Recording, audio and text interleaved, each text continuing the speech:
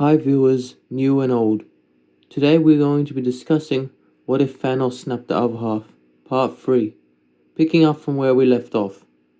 He thinks me, the scrawny kid from Queens, was able to fight a gigantic Hulk-like monster. No offense, Dr. Banner, because guess what? I didn't. Peter said, getting frustrated he wasn't getting some time to mourn the few friends he did lose, and losing his mentor and father figure before they interrogated him for information. I was keeping 80s man, Mr. Clean, and the deadly mantis alive from a falling moon.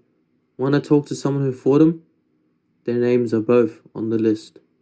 Peter referred to when he was saving the Guardians and watching Doctor Strange and Tony fighting off Thanos and both failing.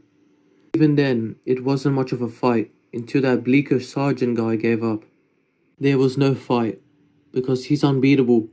We could have avoided all of this if Star Loser didn't mess it all up, Peter said, referring on how it was Quill's fault they lost on Titan. Did he give you any clues? Coordinates? Anything? Bucky asks. Let me think back to the worst day of my life, shall I? The moment that I've been replaying in my head for the past several weeks. The day where I lost. I messed up big time, Peter said, really getting frustrated. You know, Mr. Stark told me he saw all of this coming a few years ago. He said he thought it was a nightmare. But on our way to fight him, he realized it was coming true. Peter says, thinking back to all the times that he and Tony talked after the Vulture incident. Kid, we need you to focus here, Sam said. And we needed you, Peter said back. Me and Mr. Stark, we needed the Earth's mightiest heroes. As in, past tense? It's too late now, Hot Wings. You know what I need? I need some rest. And maybe even a cheeseburger.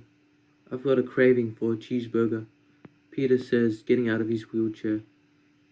And I vaguely remember that Mr. Stark also said to all of you, well, most of you, he starts undoing everything on him. Peter, Happy says, trying to calm him down. That was really needed, was a shield around the world, Peter says. And that didn't exactly work out for him, did it? Wanda said, still hating that Mr. Stark left her and the others to suffer in the wrath. He warned us that we'd lose. You know what Captain Rogers said to him? We'll do that together too. Guess what, Avengers? Peter said, amplifying on their name. Despite being made one by Tony, he didn't feel like they deserved the same title. We lost. We all lost. And none of you were there. You're supposed to be the Avengers. I'm supposed to be the friendly neighborhood Spider-Man. That's all I am. Not the avenging Spider.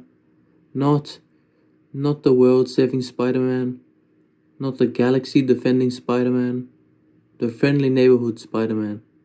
That's who I am. And you guys, what are you? You guys always do this. You do your best work after people suffer and die.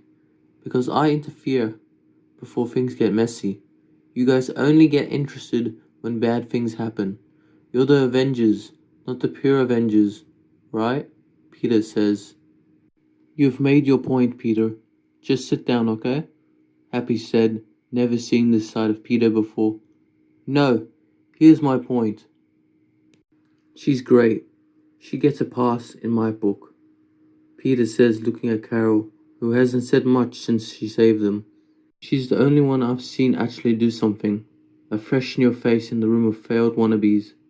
I'm counting myself, by the way. I failed. I'm not sugarcoating it. Peter said, as Happy tries keeping him down. Bunch of has-beens in the room of a rodent and two cyborgs.